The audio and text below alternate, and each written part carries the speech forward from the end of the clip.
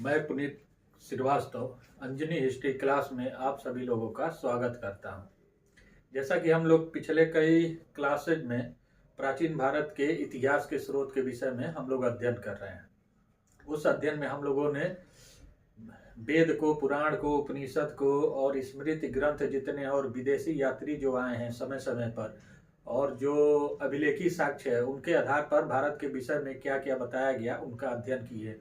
उसी कड़ी में आज की क्लास फिर से स्रोत के संदर्भ में ही रहेगी। जो प्राचीन भारत का इतिहास का स्रोत है वही क्लास आज पुनः चलेगी। तो उसमें हम लोग पढ़ेंगे आज पुराण और मनुस्मृति।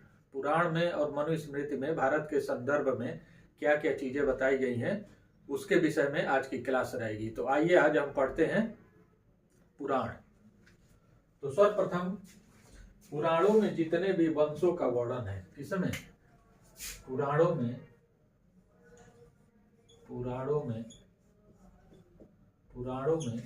जितने भी वंशों का वर्णन है, जितने भी वंशों का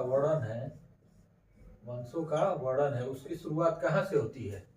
पुराणों में जितने भी वंशों का वर्णन है उन सब का प्रारंभ मनु से होता है। उनका प्रारंभ किससे होता है? मनु से होता है। मनु व्यक्ति का नाम है, पौराणिक व्यक्ति हैं। तो हम लोग देख रहे हैं पुराणों में जितने भी वंशों का वर्णन है, किसमें? पुराणों में जितने भी वंश दिए गए हैं उन वंशों का प्रारंभ कहाँ से होता है? उन वंशों का प्रारंभ मनु को लेकर के होता है। ये मनु जो नाम है, मनु नाम से ही उनकी शुरुआत होती है। पुराणों में जितने भी वंश दिए गए हैं तो उनकी शुरुआत कहाँ से होती है? मनु से होती है। मनु की संतान होने के कारण सारे मनुष्य मानव कहलाए। क्या कहलाए? मनु की संतान होने के कारण। किसकी संतान होने के कारण? मनु की संतान होने के कारण सारे मनुष्य क्या कहलाए? मानव कहलाए। क्या कहलाए? मानव कहलाए। तो मनु की संतान होने के कारण, किसकी संतान? मनु की संतान होने के कारण जो भारतवर्ष में जितने मानव हैं या मनुष्य हैं वो क्या कहलाए? मानव कहलाए। तो इस प्रकार पुराणों में जितने भी वंशों का वर्णन मिलता है, उल्लेख मिलता है, उन सब का प्रारंभ मनु से होता है। मनु की संतान होने के कारण सारे मनुष्य मानव कहलाए। मनुओं की कुल संख्या 14 बताई गई है। मनु की कुल संख्या कितनी बताई गई है? मनु की कुल संख्या 14 बताई गई है।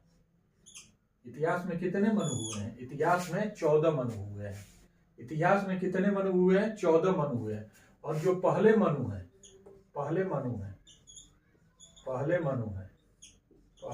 है वो क्या है? स्वयंभू मनु है। स्वयंभू मनु है। क्या है? स्वयंभू मनु है। तो जो मनु की संख्या इतिहास में बताई गई है, मनु की संख्या इतिहास में कितनी बताई गई? मनु की संख्या इतिहास में 14 बताई गई है। और इसमें जो पहले मनु है, कौन मनु है? पहले मनु है, स्वयंभू मनु है। स्वयंभू मनु, जो पहले मनु है वो क्या है? स्वयंभू मनु है। स्वयंभू मनु एक अवधारणा है। इस अवधारणा के तहत स्वयंभू मतलब स्वयं अपने से उत्पन्न होने वाला। क्या? स्वयं अपने से उत्पन्न होने वाला। जो अपने से उत्पन्न होता है, प्रकट होता है इस पृथ्वी पर, उसे क्या कहते हैं? स्वयंभू कहते हैं। तो पहले मनु क्या थे? स्वयंभू मनु थे, अपने आप प्रकट हुए थे इस पृथ्वी पर। तो वही यहाँ बता रहा है कि मनु की कुल संख्या इतिहास में, मनु की कुल संख्या कितनी है? 14 है। और पहले मनु क्या थे? स्वयंभू मनु थे। स्वयंभू मनु होता है स्वयं उत्पन्न होना, किसी के माध्यम से अपने आप को उत्पन्न न करना। जैसे एक बच्चा होता है तो एक माँ बाप होते हैं, उनकी संतानें होती हैं, और ये इनके माता पिता नहीं थे, ये स्वयंभू थे। क्या थे? स्वयंभू थे। ये बिना किसी माँ बाप के ही ये प्रकट हुए थे। तो पहले मनु कौन थे? स्वयंभू मनु थे। तो इस प्रकार हम देख रहे हैं कि मनुओं की कुल संख्या 14 है। प्रथम मनु स्वयंभू मनु थे, जिन्हें ब्रह्मा का प्रथम पुत्र तथा पृथ्वी का प्रथम सम्राट कहा गया है। क्या? पहले मनु को ब्रह्मा का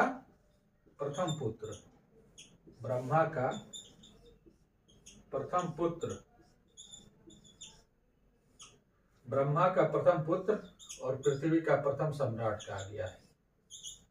पृथ्वी का प्रथम सम्राट कहा गया है। इस प्रकार हम देख रहे हैं कि ये जो 14 मनु हैं। 14 मनु में जो पहले मनु है, स्वयंभू मनु है, उनको क्या कहा गया है? ब्रह्मा का प्रथम पुत्र कहा गया है। ब्रह्मा का प्रथम या ज्येष्ठ पुत्र कहा गया है, ज्येष्ठ पुत्र कहा गया है। क्या कहा गया? ज्येष्ठ पुत्र कहा गया है। तो इस प्रकार मनुओं के इतिहास में कुल संख्या 14 है। 14 में जो पहले मनु है वो स्वयंभू मनु है, और स्वयंभू मनु को क्या कहा गया? ब्रह्मा का प्रथम पुत्र या ज्येष्ठ पुत्र कहा गया, और दूसरा पृथ्वी का प्रथम सम्राट कहा गया है। तो इस प्रकार हम लोगों ने देखा कि ये क्या है? ब्रह्मा के प्रथम पुत्र माने गए हैं और पृथ्वी के प्रथम सम्राट कहे गए हैं।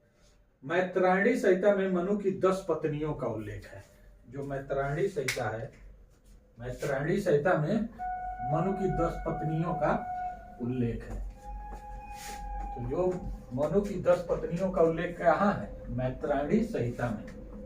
तो इस प्रकार हम लोगों ने देखा कि इतिहास में 14 मनु है, और 14 मनु में जो प्रथम मनु है वो क्या है? स्वयंभू मनु है, अपने आप से उत्पन्न हुए हैं। स्वयंभू मतलब होता है अपने आप से उत्पन्न होने वाला है। तो मनु की 10 पत्नियां थी। मनु की 10 पत्नियां थी। 10 पत्नियां थी, यह कौन बताता है? यह बताता है मैत्रायणी संहिता। मैत्रायणी संहिता यह पुस्तक है, मैत्रायणी संहिता। तो मैत्रायणी संहिता में मनु की 10 पत्नियां थी। कितनी पत्नियां थी? 10 पत्नियां थी। तो 10 पत्नियों के विषय में कौन बताता है? मैत्रायणी संहिता बताता है कि मनु की 10 पत्नियां थी। तो मैत्रायणी संहिता ने मनु की कितनी पत्नियों को बताया? मनु की 10 पत्नियों को बताया है। मैत्रायणी संहिता ने मनु की 10 पत्नियों को बताया है। जो 7वें मनु थे, अब आते हैं मनुओं की कुल संख्या कितनी मानी गई है? मनु की कुल 14 संख्या मानी गई है। कितनी मानी गई है? 14। इसमें जो 7वें नंबर के मनु थे, 7वें नंबर के जो मनु थे, मनुओं की कुल संख्या कितनी मानी गई है? 14 मानी गई है। और जो 7वें नंबर के मनु थे, इन्हीं के समय क्या हुआ था? महान जल पलावन की घटना हुई थी। महान जल पलावन की घटना हुई थी। जो 7वें मनु है, जो 7वें मनु है, कुल मनु की संख्या कितनी है? 14 मनु है। और इसमें जो 7वें नंबर के मनु है, ऋषि वैवस्वत मनु, ऋषि वैवस्वत मनु, इनका नाम क्या है? 7वें नंबर के। तो 7वें नंबर का नाम है ऋषि वैवस्वत मनु। तो इस प्रकार हम लोग देख रहे हैं कि जो महान जल पलावन की घटना, हिंदू धर्म में ये बताया जाता है कि एक महान जल पलावन की घटना हुई थी और उसमें मनु बचे थे। वहां से पुनः संसार का क्या हुआ? प्रतिसर्ग हुआ, सर्ग हुआ। पुराणों में 5 विषय बताए गए हैं: सर्ग, प्रतिसर्ग, वंश, मनवंतर और वंशानुचरित्र। तो उसमें जो ये जल पलावन की घटना है, ये बहुत महत्वपूर्ण है। तो ये माना जाता है कि एक जल पलावन हुई। तो जल पलावन किस मनु के समय में हुई? तो मनुओं की कुल संख्या 14 बताई गई है। 14 में से जो 7वें नंबर के मनु आते हैं, कौन मनु आते हैं? ऋषि वैवस्वत मनु। कौन? ऋषि वैवस्वत मनु। इन्हीं के समय में महान जल पलावन की घटना हुई थी। तो किस मनु के समय में? 7वें नंबर के मनु के समय। उनका नाम है ऋषि वैवस्वत मनु। क्या नाम है? ऋषि वैवस्वत मनु। इन्हीं के समय में महान जल पलावन की घटना हुई थी। और ये वर्तमान में यही मनु क्या है? इस समय तक वर्तमान मनु भी ये है। तो जो ये माना जा रहा है कि जो वर्तमान युग है, वर्तमान युग के मनु भी यही है। वर्तमान युग के मनु वैवस्वत मनु है, ऋषि वैवस्वत मनु है। तो इस समय जो वर्तमान मनु है, वर्तमान मनु किसे माना गया है? ऋषि वैवस्वत मनु को ही माना गया है। और इन्हीं के समय क्या हुई थी? महान जल पलावन की घटना हुई थी। और ये कितने नंबर के हैं? 14 मनुओं में 7वें नंबर के मनु हैं। और ये क्या है? वर्तमान युग में भी यही मनु माने जाते हैं कि इस समय के मनु कौन है? ऋषि वैवस्वत मनु है। तो इस प्रकार हम 14 मनुओं को देखा है। अब हम देखते हैं कि इन मनु ने क्या किया। तो मनु ने ही सर्वप्रथम यज्ञ का आयोजन किया। क्या किया? मनु ने ही सर्वप्रथम यज्ञ का आयोजन किया। तो मनु ने क्या किया? मनु ने सर्वप्रथम यज्ञ का आयोजन किया। सर्वप्रथम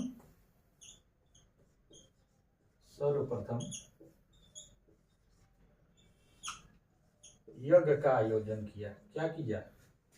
यज्ञ का आयोजन किया।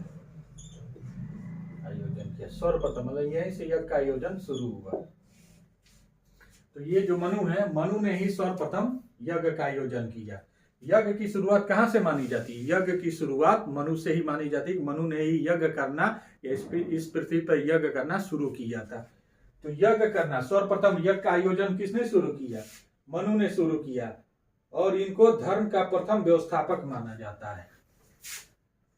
धर्म का प्रथम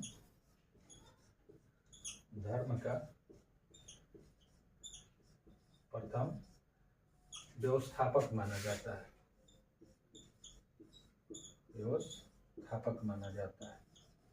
धर्म का प्रथम व्यवस्थापक किसे माना जाता है?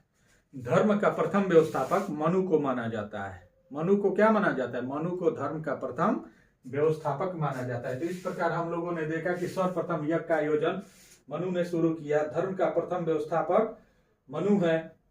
धर्मशास्त्र का प्रवर्तक भी मनु को ही कहा गया है। जो धर्मशास्त्र के प्रवर्तक है वो कौन है? धर्मशास्त्र के प्रवर्तक भी मनु है।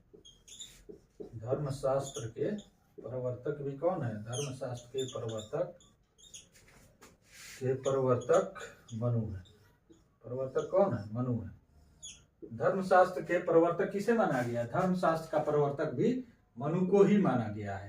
तो इस प्रकार हम देख रहे हैं कि सर्वप्रथम यज्ञ का आयोजन मनु से शुरू हुआ और धर्म का प्रथम व्यवस्थापक मनु को माना जाता है और धर्मशास्त्र का प्रवर्तक भी मनु को कहा गया है। भारत में राज्य संस्थाओं का सूत्रपात भी मनु ने किया। भारत में जो राज्य संस्थाएं हैं, भारत में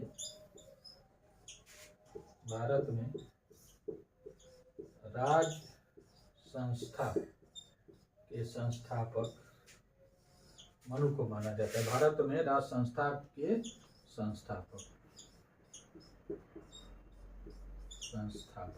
किसे माना जाता है? भारत में राज संस्था के संस्थापक मनु को माना जाता है। तो इस प्रकार हम लोगों ने देखा कि सर्वप्रथम यज्ञ का आयोजन मनु से शुरू होता है। धर्म का प्रथम व्यवस्थापक मनु को माना जाता है। धर्मशास्त्र के प्रवर्तक भी मनु को माना जाता है और भारत में राज संस्थाओं के संस्थापक किसे माना जाता है? मनु को माना जाता है।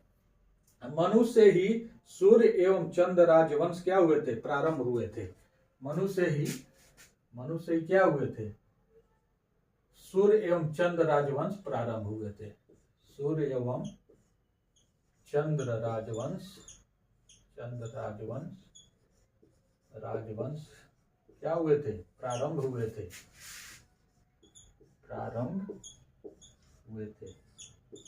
तो इस प्रकार हम देख रहे हैं कि जो सूर्य एवं चंद्र राजवंश है, क्षत्रियों में, राजपूत कुल में सूर्य कुल और चंद्र कुल माना जाता है। उसकी भी शुरुआत कहाँ से होती है? उसकी भी शुरुआत मनु से होती है। तो इस प्रकार हम लोगों ने 5 चीज देखा। सूर्य एवं चंद्र राजवंश का प्रारंभ मनु से होता है। सर्वप्रथम यज्ञ का आयोजन मनु करते हैं। धर्म का प्रथम व्यवस्थापक मनु को माना जाता है।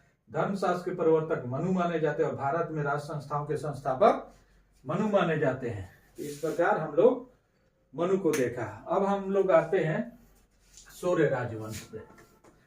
जो मनु से प्रारंभ होने वाले वंश हैं, सूर्य वंश एवं चंद्र वंश, अब इसके विषय में हम लोग अध्ययन करेंगे। तो इस प्रकार हम लोगों ने देखा कि मनु से क्या क्या होता है।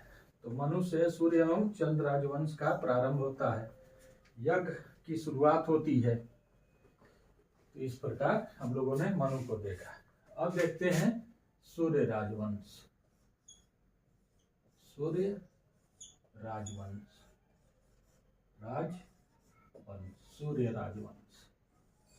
अब सूर्य राजवंश की क्या क्या विशेषताएं, इसको हम लोग देखते हैं। तो सूर्य राजवंश का प्रारंभ मनु से होता है। इसकी राजधानी क्या थी? सूर्य राजवंश की राजधानी अयोध्या थी। राजधानी कहाँ थी? राजधानी अयोध्या थी। राजधानी कहाँ थी? अयोध्या थी। तो सूर्य राजवंश की राजधानी कहाँ थी? अयोध्या थी। सूर्य राजवंश का प्रारंभ मनु से माना जाता है। इस वंश का संस्थापक मनु का ज्येष्ठ पुत्र इक्ष्वाकु था। इसकी स्थापना मनु के ज्येष्ठ पुत्र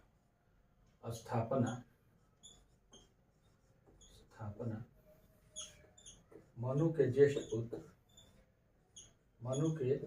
ज्येष्ठ पुत्र इक्ष्वाकु ने की थी। किसने की थी? इक्ष्वाकु ने की थी। किसने की थी? इक्ष्वाकु ने की थी। तो जो सूर्य राजवंश है, सूर्य राजवंश की स्थापना मनु के ज्येष्ठ पुत्र, कौन? मनु के ज्येष्ठ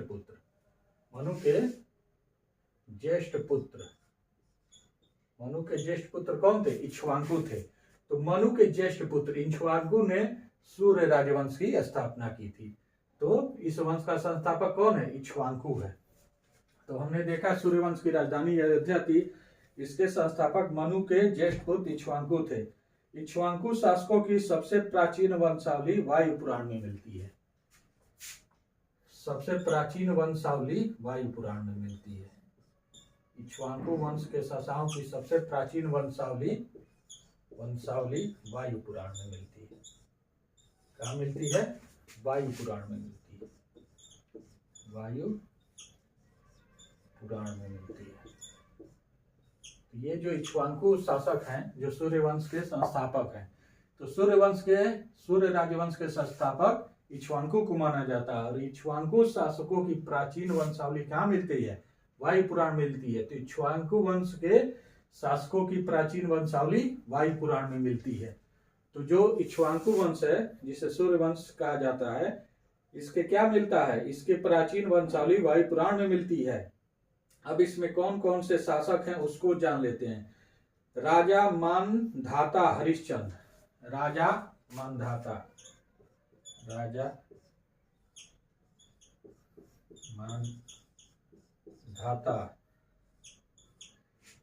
हरिश्चंद्र,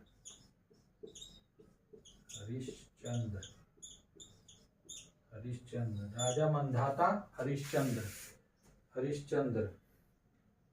सगर चक्रवर्ती रघु,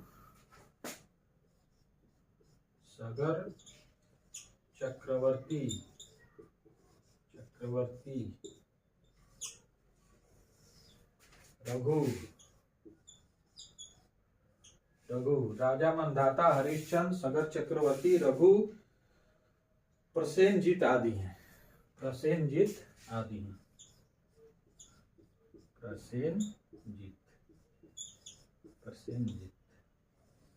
तो ये इक्ष्वाकु शासक हैं। जो प्राचीन वंशावली मिलती है इक्ष्वाकु शासकों की या राजाओं की, वो कहाँ मिलती है? वायु पुराण में मिलती है। और वायु पुराण में किसका? राजा मानधाता, हरिश्चंद्र, सगर चक्रवर्ती, रघु और प्रसेनजीत आदि शासकों का वर्णन कहाँ मिलता है? वायु पुराण में मिलता है। तो इस प्रकार हम लोगों ने देखा कि जो सूर्य राजवंश है, सूर्य राजवंश की राजधानी कहाँ थी? अयोध्या में थी। सूर्य राजवंश की राजधानी अयोध्या में थी। सूर्य राजवंश का संस्थापक किसे माना जाता है? तो सूर्य राजवंश का संस्थापक मनु के ज्येष्ठ पुत्र या बड़े पुत्र इक्ष्वाकु को माना जाता है। और इक्ष्वाकु शासकों की वंशावली कहाँ मिलती है? इक्ष्वाकु शासकों की वंशावली हमें वायु पुराण में मिलती है। इस प्रकार हम लोगों ने सूर्य राजवंश को देखा। ऐतिहासिक काल में दक्षिण भारत में कृष्णा गुंटूर क्षेत्र में इक्ष्वाकु वंश की स्थापना श्री शांत मूलक ने की थी। तो दक्षिण भारत में इक्ष्वाकु वंश की स्थापना दक्षिण भारत में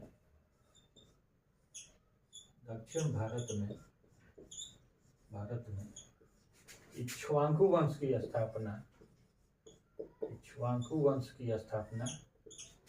शांत मूलक ने किया था। इस प्रकार हम देख रहे हैं कि दक्षिण भारत में, कहा? दक्षिण भारत में, साउथ इंडिया में, दक्षिण भारत में इक्ष्वाकु वंश की स्थापना मतलब सूर्य राजवंश की स्थापना किसने किया था? इसकी स्थापना शांत मूलक ने किया था। कौन किया था? शांत मूलक ने। तो हम देख रहे हैं कि शांत मूलक ने दक्षिण भारत में इक्ष्वाकु वंश की स्थापना किया था। अब देखते हैं वो क्षेत्र कौन सा है। तो वह क्षेत्र है कृष्णा गुंटूर का क्षेत्र। कहाँ है? कृष्णा गुंटूर का क्षेत्र। कहाँ स्थापित किए थे? कृष्णा गुंटूर के क्षेत्र में। कृष्णा गुंटूर के क्षेत्र में। इस प्रकार हम देख रहे हैं कि ये जो शांत मूलक व्यक्ति हैं किस काल में, ऐतिहासिक काल में। किस काल में, ऐतिहासिक काल में। ऐतिहासिक काल में, ऐतिहासिक काल में, ऐतिहासिक काल में, ऐतिहासिक काल में दक्षिण भारत में इक्ष्वाकु वंश की स्थापना कौन करते हैं, शांत मूलक करते हैं। कौन करते हैं, शांत मूलक। कब, ऐतिहासिक काल में। ऐतिहासिक काल 600 BC के बाद, बिफोर क्राइस्ट को माना जाता है। जो 600 ईसा पूर्व है उसके बाद की जो घटना है, पहले की नहीं, बाद की जो घटना है उसको हम ऐतिहासिक काल मानते हैं।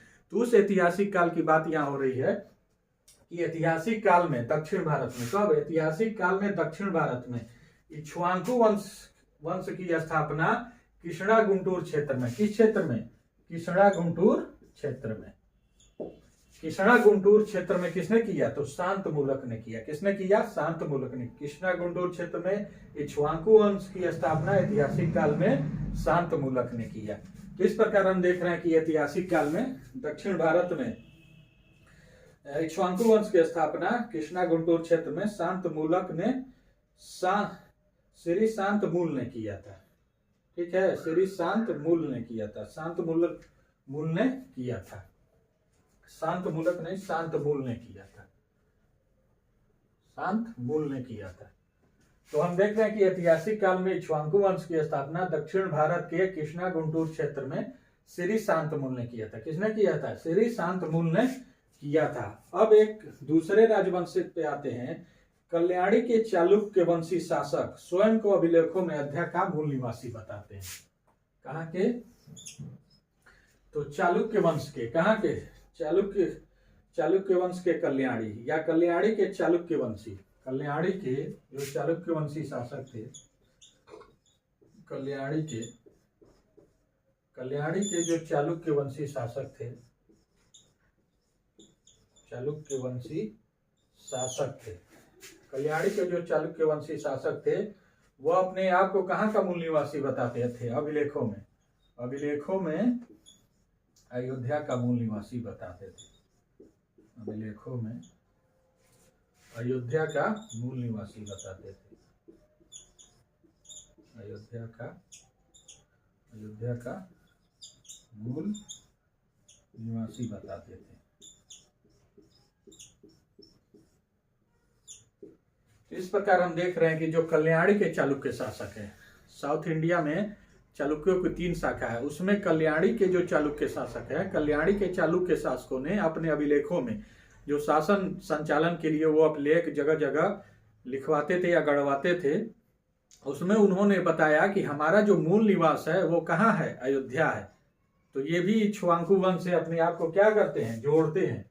तो इस प्रकार हम लोगों ने देखा कि दक्षिण के 2 क्षेत्र, एक कल्याणी चालुक्य और दूसरा कृष्णा गुंटूर क्षेत्र, वहां इक्ष्वाकु वंश की स्थापना शांत मूल ने किया था ऐतिहासिक काल में। दूसरा कल्याणी के जो चालुक्य शासक हैं वह अभिलेखों में अपने आप को कहाँ का मूल निवासी बताते हैं, वह अभिलेखों में अयोध्या का मूल निवासी अपने आप को बताते हैं। तो इस प्रकार सूर्य राजवंश के विषय में हम लोगों ने देखा। अब आते हैं चंद्र राजवंश। जो मनुष्य से उत्पन्न होने वाले 2 राजवंश हैं, एक सूर्य राजवंश, एक चंद्र राजवंश। तो सूर्य राजवंश के विषय में हम लोगों ने देखा, इसकी स्थापना मनु के ज्येष्ठ पुत्र इक्ष्वाकु से होती है और इसकी वंशावली वायु पुराण में मिलती है। अब आते हैं चंद्र राजवंश। चंद्र राजवंश, ये भी मनु से शुरू होता है। तो इसकी राजधानी प्रतिष्ठान या आधुनिक प्रयाग की झूसी थी। तो राजधानी कहाँ थी, प्रतिष्ठान या प्रयागराज में झूसी है वो थी, प्रयागराज में झूसी, प्रयागराज में झूसी। तो इस प्रकार हम देख रहे हैं कि ये जो चंद्र राजवंश है, चंद्रवंश की राजधानी कहाँ है, प्रतिष्ठान है, जो आधुनिक समय में कहाँ है, जो इलाहाबाद पहले था अब इसे प्रयागराज कहा जाता है। तो प्रयागराज में जो झूसी स्थान है गंगा नदी के इस पार, तो उस क्षेत्र को क्या किसकी राजधानी थी? वो क्षेत्र चंद राजवंशों की राजधानी मानी जाती है। तो चंद राजवंश की राजधानी कहाँ थी? प्रतिष्ठान थी, जिसे आज के समय में प्रयागराज का झूसी वाला क्षेत्र माना जाता है। मनु की पुत्री ईला से यह वंश क्या हुआ? प्रारंभ हुआ। मनु की पुत्री ईला से यह राजवंश प्रारंभ हुआ। मनु की पुत्री ईला कौन थी? ईला थी। ईला का विवाह चंद्रमा से हुआ था। तो मनु की पुत्री ईला, ईला से क्या हुआ? चंद्र राजवंश प्रारंभ हुआ। मनु के पुत्र इक्ष्वाकु से सूर्य राजवंश स्थापित हुआ। कौन राजवंश स्थापित हुआ? सूर्य राजवंश स्थापित हुआ। अब मनु की पुत्री ईला से कौन सा राजवंश स्थापित हुआ? तो मनु की पुत्री ईला से चंद्र राजवंश स्थापित हुआ और ईला का विवाह चंद्रमा से हुआ था। तो 2 पॉइंट को हम लोगों ने देखा कि इनकी राजधानी कहाँ थी और किनसे इनका प्रारंभ होता है। जिसका संस्थापक राजा पुरुरवा को माना जाता है। जिसका संस्थापक, इस राजवंश का संस्थापक किसे माना जाता है? पुरुरवा को माना जाता है। संस्थापक पुरुरवा को माना जाता है। तो इस प्रकार हम लोगों ने देखा कि चंद्र राजवंश की राजधानी कहाँ थी? प्रतिष्ठानपुर थी। ये प्रतिष्ठानपुर आधुनिक समय में, जिसे पहले इलाहाबाद कहा जाता था, आज उसे प्रयागराज हम लोग कहते हैं। प्रयागराज के झूसी नामक स्थान को प्रतिष्ठानपुरी कहा जाता था। वहीं पे चंद्र राजवंश की राजधानी थी। अब ये जो चंद्र राजवंश आया है, ये मनु की पुत्री, किसकी पुत्री? मनु की पुत्री ईला से ये प्रारंभ होता है। और जो चंद्र राजवंश है, चंद्र राजवंश का संस्थापक पुरुरवा को माना जाता है, जो ईला के पुत्र हैं। तो पुरुरवा राजवंश, पुरुरवा ने इसकी स्थापना की थी। किसकी? चंद्र राजवंश की। जो संस्थापक राजा हैं चंद्र राजवंश के, वो कौन है? पुरुरवा है। और इसका प्रारंभ मनु की पुत्री ईला से होता है। चंद्र राजवंश का प्रारंभ किससे होता है? ये मनु की पुत्री ईला से होता है। और इसके संस्थापक किसे माना जाता है? पुरुरवा को माना जाता है। तो इस प्रकार आज की क्लास में हम लोगों ने पुराण में जितने भी राजा दिए गए हैं उनकी शुरुआत किस नाम से होती है? तो उनकी शुरुआत मनु नाम से होती है। और इतिहास में 14 मनुओं को माना गया है कि इतिहास में 14 मनु हुए हैं।